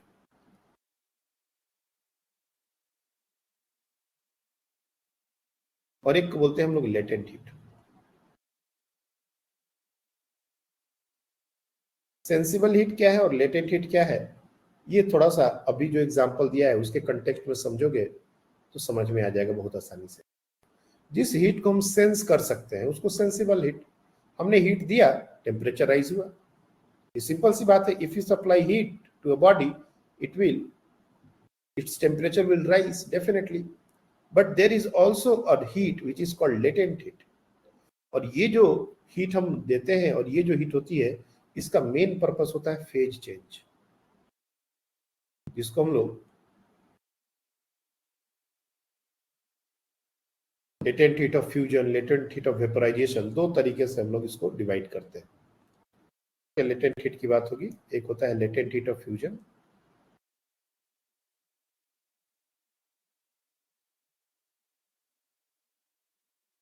और latent heat of vaporisation.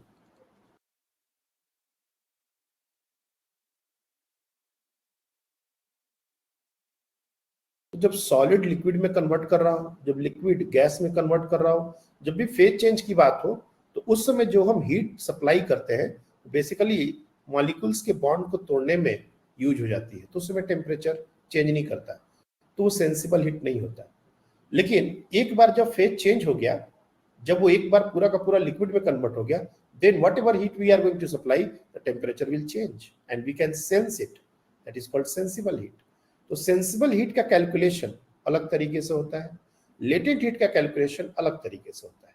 Sensible heat के कैलकुलेशन के लिए जो फॉर्मूला हम लोग यूज करते हैं, वो यूज करते हैं M C delta T, M C delta theta. M stands for mass, C stands for specific heat, term के बारे में हम लोग बताएंगे अभी, और डेल्टा थीटा तो हमेशा के लिए चेंज इन टेम्परेचर है, ये तो आपको पता ही है। और लेटेंट हीट का जो कैलकुलेशन होता है, उसके लिए हम लोग L इंटू एम, जो भी लेटेंट हीट ऑफ फ्यूजन है, लेटेंट हीट ऑफ वेपोराइजेशन है, जो भी हो, उसके साथ m मतलब मास को मल्टीप्लाई कर देते हैं, तो हमारा लेटेंट हीट कैलकुलेट हो जाता है। और जब भी इस तरह के क्वेश्चंस आएंगे तो हमको ये दोनों कैलकुलेट करना पड़ेगा, अगर बीच में कहीं फेज चेंज की बात आ रही है तो। अब यहां पर बहुत सारे टर्म हमारे आ गए, लेटेंट हीट और सेंसिबल हीट, ये तो हमने समझ लिया।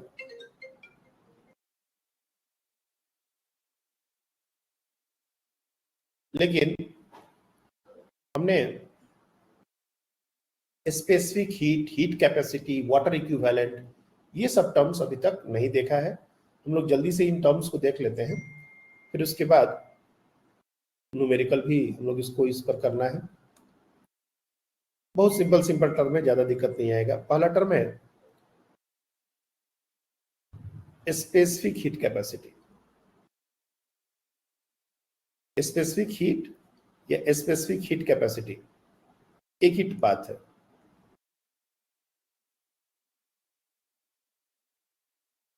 यूनिट्स पर भी थोड़ा ध्यान देना है।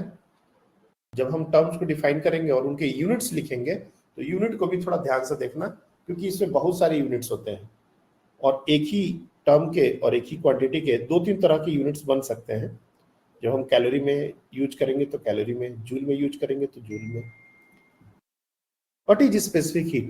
It is the amount of heat required to raise the temperature of unit mass of body by 1 degree centigrade। तो इस तरह से डिफाइन कर सकते हैं, it is the amount of heat required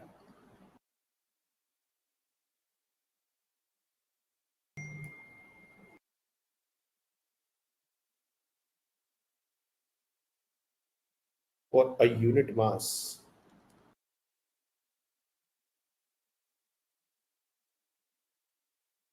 to raise the temperature by 1 degree centigrade। किसी भी body के लिए ये जो स्पेसिफिक हीट कैपेसिटी का टर्म है, ये कांस्टेंट वैल्यू होता है, ये एक उसकी प्रॉपर्टी है। मान लीजिए हमारे पास वाटर है, तो हम अगर यूनिट मास मतलब 1 kg वाटर का टेम्परेचर अगर 1 डिग्री से बढ़ाना चाहते हैं, उनको जितनी हीट की रिक्वायरमेंट होगी उसको हम वाटर की स्पेसिफिक हीट कैपेसिटी या स्पेसिफिक हीट कैपेसिटी बोलेंगे। जनरली इसको हम लोग सी से डिनोट करते हैं, कभी कभी इसको एस से भी डिनोट किया जाता है, कोई इसमें हार्ड एंड फास्ट रूल नहीं है। मैं एस से हीट कैपेसिटी को डिनोट करता हूं, इसलिए मैं सी से स्पेसिफिक हीट कैपेसिटी को डिनोट करता हूं। ये आपका चॉइस है, आप किसी भी टर्म से डिनोट कर सकते हो। इसका जो एसआई यूनिट है ये होता है जूल पर केजी पर डिग्री सेंटीग्रेड, लेकिन ज्यादातर जो क्वेश्चंस है उसमें हम कैलोरी पर केजी डिग्री सेंटीग्रेड और कैलोरी पर ग्राम पर डिग्री सेंटीग्रेड ये भी यूज कर लेते हैं। हर एक सब्सटेंस का अपना एक स्पेसिफिक हीट कैपेसिटी होता है। I don't know whether you people have seen those things और नॉट। अच्छा, तुम लोग ने वैसा जनरेटर देखा है जो खुला हुआ होता है? वो होता था, आई मीन देखे हो? खुला हुआ जनरेटर देखे हो? नहीं देखे होगे शायद। अच्छा, वैसे ट्रैक्टर या जीप देखे हो जिसमें आगे कार्बोरेटर होता था जिसे पानी डालना होता था? एनीवन? फोर व्हीलर जिसके आगे कार्बोरेटर है, पानी डालना पड़ता था। अब उस चीजें बहुत कम दिखती है, अब ना के बराबर हो गई है। जैसे खुला हुआ जनरेटर अब हार्डली ही तुमको कहीं दिखेगा। अब हर जनरेटर को ऐसे आयरन के चैम्बर में बंद करके रखते हैं। पहले जो जनरेटर आते थे आज से 25-30 साल पहले, बड़ा से बड़ा जनरेटर वो चैम्बर के अंदर नहीं होता था, और जो चैम्बर के अंदर जनरेटर होता है वही जनरेटर होता था। It's not like there is a different device. और उसका जो सामने एक कार्बोरेटर होता था जिसमें रेगुलर बेसिस पर पानी डालना होता था। जो जीप चलते थे उसमें कार्बोरेटर होता था, उसमें पानी डालना होता था। कार के अंदर पानी डालना होता था। सब में पानी की जरूरत होती थी, क्योंकि इंजन को ठंडा रखने के लिए उस समय जो टेक्नोलॉजी यूज होती थी वो कार्बोरेटर होता था। और वाटर जो है सबसे आसान कूलेंट का काम करता था, सबसे सस्ता फ्री था वाटर। तो ट्रकों के अंदर, गाड़ियों के अंदर, हर जगह कार्बोरेटर होता था। अब सारे ऑयल कूल्ड इंजन हो गए, लिक्विड कूल्ड इंजन हो गए, तो अब एयर कूल्ड इंजन हो गए, तो अब ज्यादा पानी की जरूरत नहीं पड़ती।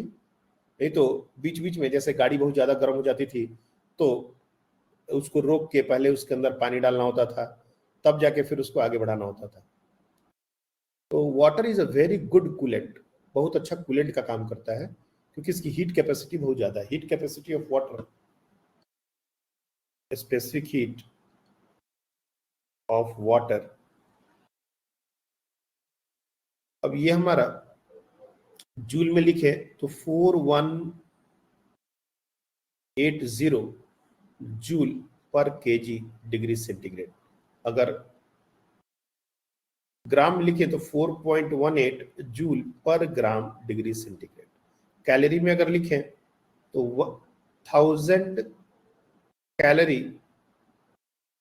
पर केजी डिग्री सेंटीग्रेड, और अगर ग्राम में लिखें तो 1 कैलोरी पर ग्राम पर degree centigrade.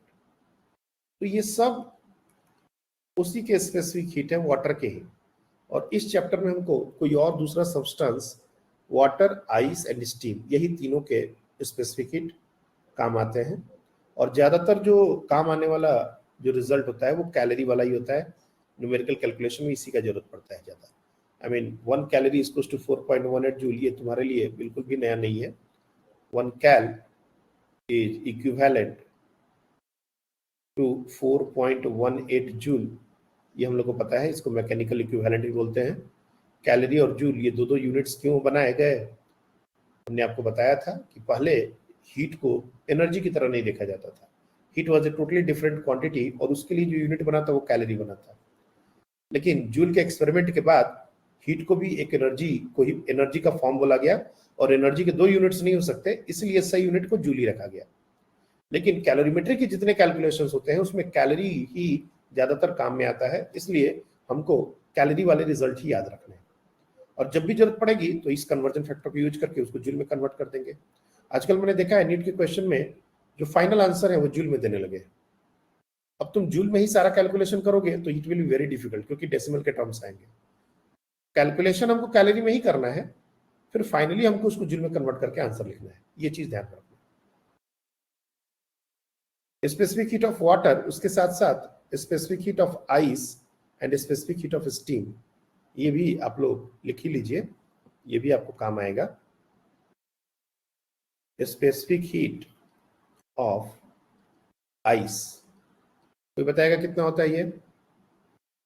Anyone? Specific heat of ice,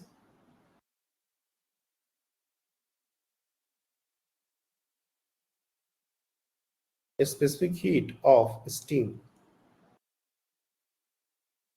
0.48 calorie पर ग्राम पर डिग्री सेंटीग्रेड। अब देखो, मैंने यहाँ पर जो 4 टर्म लिखे हैं, फिर से सबके लिए 4 नहीं लिखूंगा। आपको अगर याद करना है तो 3 रिजल्ट बहुत इंपॉर्टेंट, 1, 2 और इसमें if you remember the upper one, उसको याद करो या ना करो, ये जरूर याद कर लेना। ये 3 हमारे लिए सबसे इंपॉर्टेंट है प्रॉब्लम सॉल्विंग पर्पज से, ये और ये। Latent heat of fusion of ice और latent heat of vaporisation of steam, मैं साथ में वो भी डेटा लिख देता हूं क्योंकि उसकी भी जरूरत पड़ने वाली है। तो latent heat of fusion of ice, कोई बताएगा कितना होता है?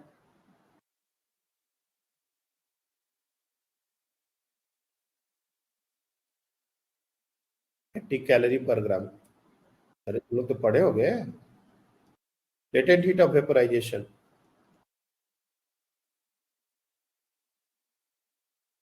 ऑफ वाटर कितना होता है? 540. 536. 540 कैलोरी पर ग्राम, नियरली कैलकुलेशन के लिए हम लोग इतना ही लेते हैं।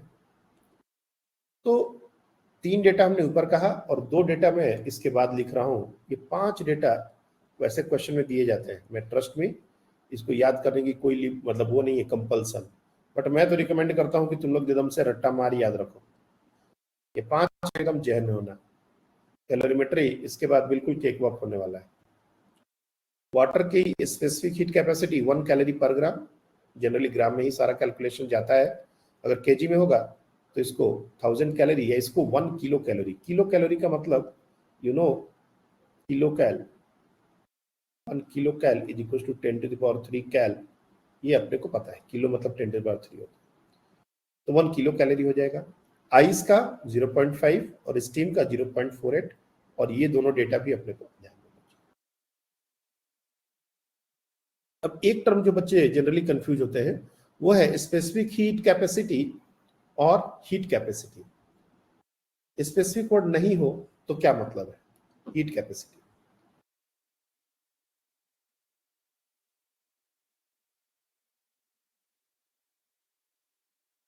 हीट कैपेसिटी जनरली इसको मैं एस से डिनोट करता हूं। नोटेशंस ज्यादा इंपॉर्टेंट हमारे लिए नहीं है, मैं फिर से बता रहा हूं कि नोटेशंस आप अपने अनुसार यूज कर सकते हैं, हमको टर्म समझ में आने चाहिए। देखो अभी हमने क्या बताया कि कोई भी यूनिट मास का सब्सटेंस है और उसका टेम्परेचर अगर हमको 1 डिग्री से बढ़ाना हो तो जितना अमाउंट ऑफ हीट का रिक्वायरमेंट होगा उसको हम लोग बोलते हैं specific heat of that substance. ज्यादातर आप अगर एनसीईआरटी बुक देखोगे तो उसमें बहुत सारे चार्ट दिए गए हैं, वाटर के अलावा और भी बहुत सारी चीजें हमको दी जाएंगी, लेकिन ज्यादातर हमको वाटर की ही जरूरत पड़ती है। पूरा का पूरा कैलोरीमेट्री वाटर आइस स्टीम में ही खत्म होता है, इसलिए बाकी सारे डेटा के बारे में सोचने की जरूरत नहीं है। लेकिन हीट कैपेसिटी फिर क्या है? तो हीट कैपेसिटी एक गिवन सब्सटेंस का टेम्परेचर 1 डिग्री से बढ़ाने के लिए जो भी हीट की रिक्वायरमेंट होगी उसको हम उस बॉडी का हीट कैपेसिटी बोलेंगे। तो हीट कैपेसिटी और स्पेसिफिक हीट कैपेसिटी में थोड़ा सा फर्क है, माइन्यूट डिफरेंस है। ये यूनिट मास के लिए डिफाइंड है और ये गिवन मास के लिए। अगर मान लो हमको 2 kg वाटर दे दिया गया या 5 kg वाटर दे दिया, आधा kg वाटर दे दिया गया, अब बोला जाएगा कि इसका हीट कैपेसिटी कितना है। तो अब उस गिवन सब्सटेंस का टेम्परेचर 1 डिग्री सेंटीग्रेड से बढ़ाने के लिए जितना भी हीट का रिक्वायरमेंट होगा वो हमारा उस बॉडी का हीट कैपेसिटी हो जाएगा। तो you can write it is the amount of heat required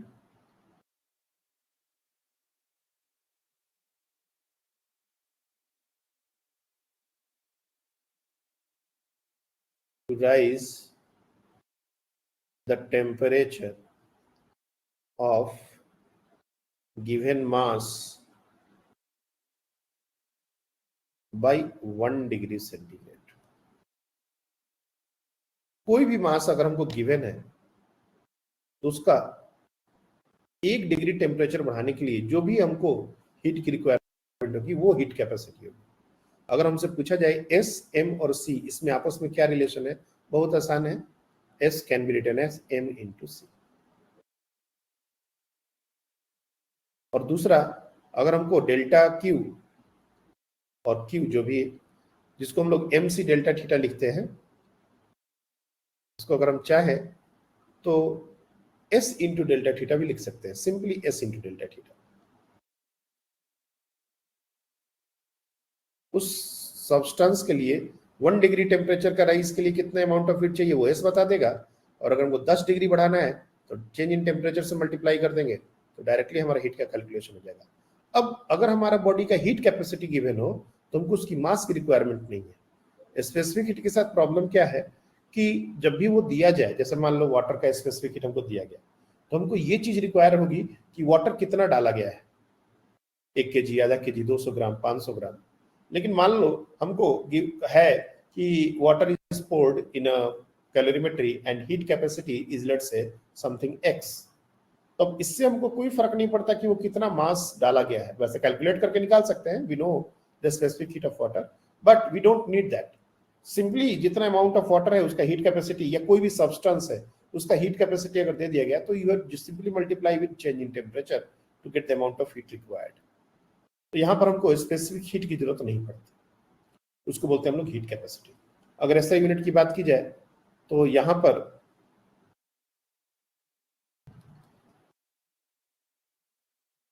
joule पर डिग्री सेंटीग्रेड होगा, केजी का टर्म हट जाएगा क्योंकि मास से मल्टीप्लाई कर दिया हमने, तो केजी का टर्म हट जाएगा, या फिर कैलोरी पर डिग्री सेंटीग्रेड, कहीं भी कोई केजी या ग्राम का टर्म नहीं आएगा। तो थोड़ा सा यहाँ पर आप ध्यान दीजिएगा यूनिट्स, बहुत बार डायमेंशंस वगैरह पूछ देते हैं, बच्चे कंफ्यूज हो जाते हैं। हीट कैपेसिटी और स्पेसिफिक हीट इन दोनों को सेम ही समझ लेते हैं। एक लास्ट टर्म है जिसमें बहुत सारे बच्चे यहाँ पर भी कंफ्यूजन होता है, उसको बोलते हैं वाटर इक्विवेलेंट। बस ये लास्ट टर्म है, इसको समझ लेंगे हम लोग तो फिर कल ये पूरा पॉइंट खत्म हो जाएगा। वाटर इक्विवेलेंट, इसको W से डिनोट करते हैं।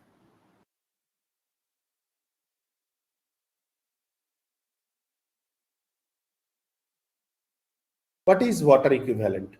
Anyone?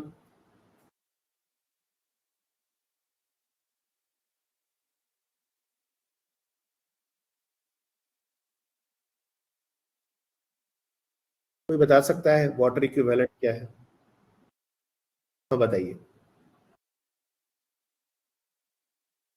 सर वाटर, सर आपने मुझसे पूछा ना? हाँ हाँ बताइए।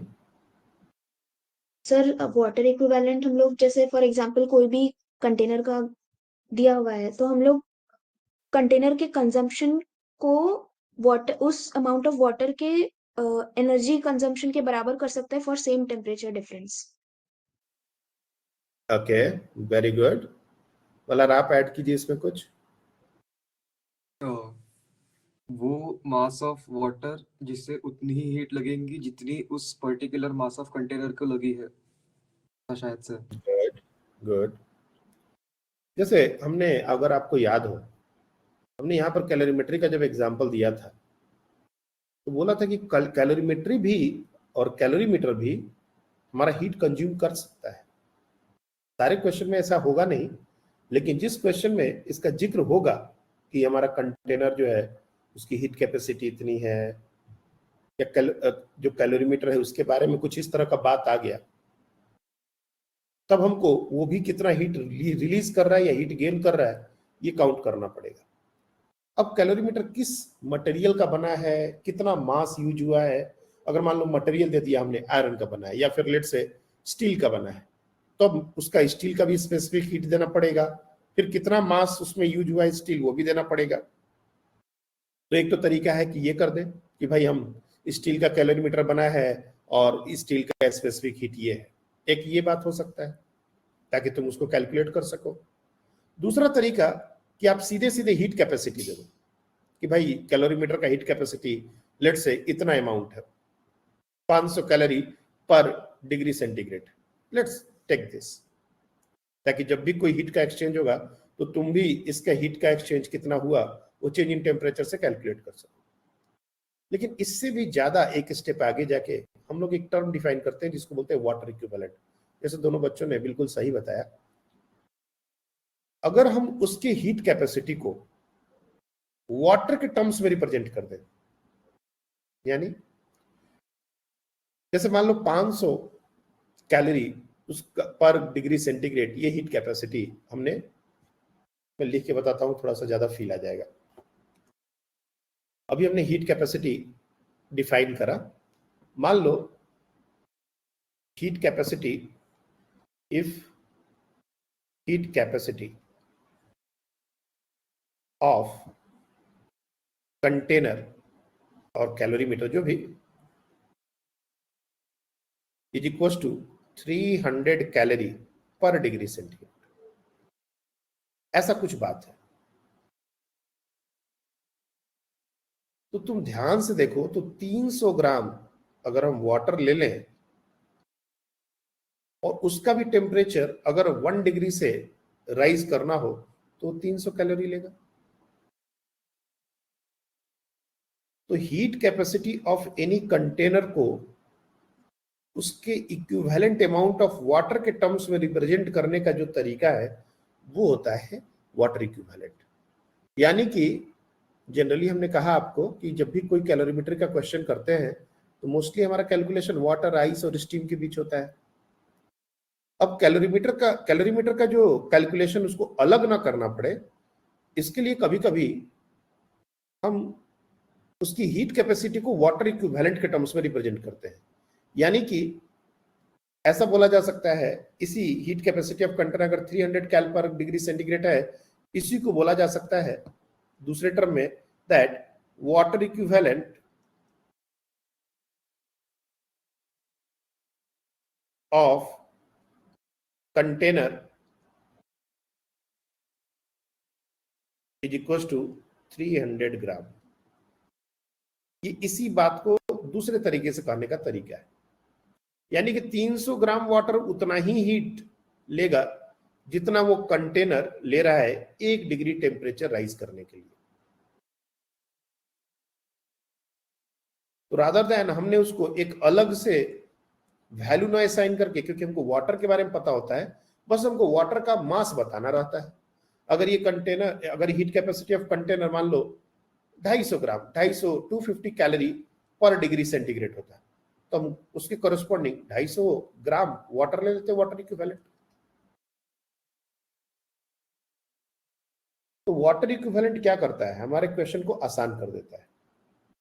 हम कैलोरीमीटर के अंदर मान लो 300 ग्राम वाटर डाल रहे हैं और उस कंटेनर का वाटर इक्विवेलेंट ऑलरेडी 200 ग्राम है। तो बेसिकली हम क्या करते हैं कि जो वाटर एक्चुअली में है और जो वाटर इक्विवेलेंट उस कंटेनर का है, दोनों को ऐड करके और इस तरीके से हीट कैलकुलेशन में हम आगे बढ़ते हैं। वो जो 200 ग्राम जो वाटर इक्विवेलेंट उस कंटेनर का है, ये फाइनल कंटेंट में नहीं रहेगा।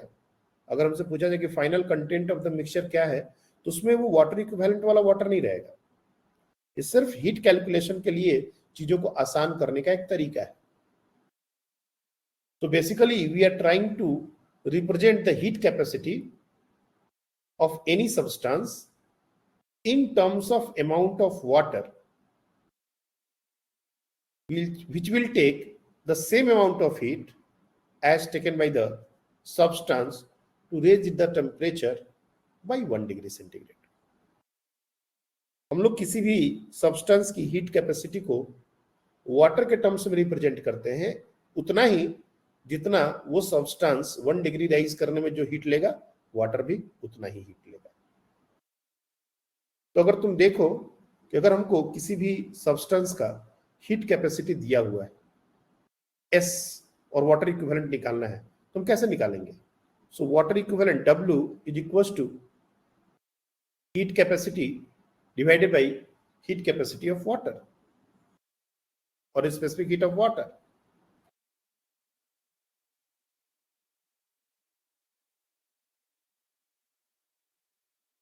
ये एक तरीके से फॉर्मूला हो गया। हमने 300 कैलोरी पर डिग्री सेंटीग्रेड अगर इसका हीट कैपेसिटी है तो उसका वाटर इक्विवेलेंट 300 ग्राम होगा। कैसे कि इसको 1 कैलोरी से डिवाइड कर दिया,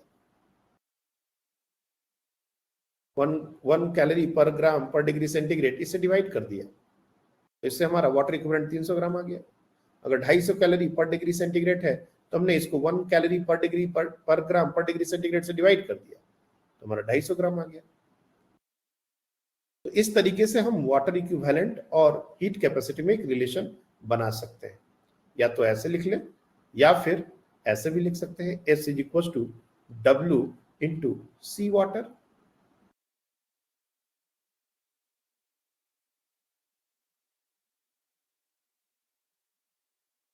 तो सब लोग कल वाटर इक्विवेलेंट का डेफिनेशन लिख लाइएगा। हम डेफिनेशन आप पर छोड़ रहे हैं, इसको डिफाइन करना है और हम किसी से कल ये डेफिनेशन लेंगे। और कल हम लोग कैलोरीमेट्री को कोशिश करेंगे पूरा कंप्लीट कर ले। It's not a very big chapter. अगर ये सारी चीजें समझ आ गई हैं तो बहुत आसानी से ये कंप्लीट हो जाएगा कल। That's all for today. ये वाला चीज जो हमने आज बताया एक्सपेंशन वाला, एक बार देखना, अगर कहीं कंफ्यूजन हो will talk about it again. Thank you.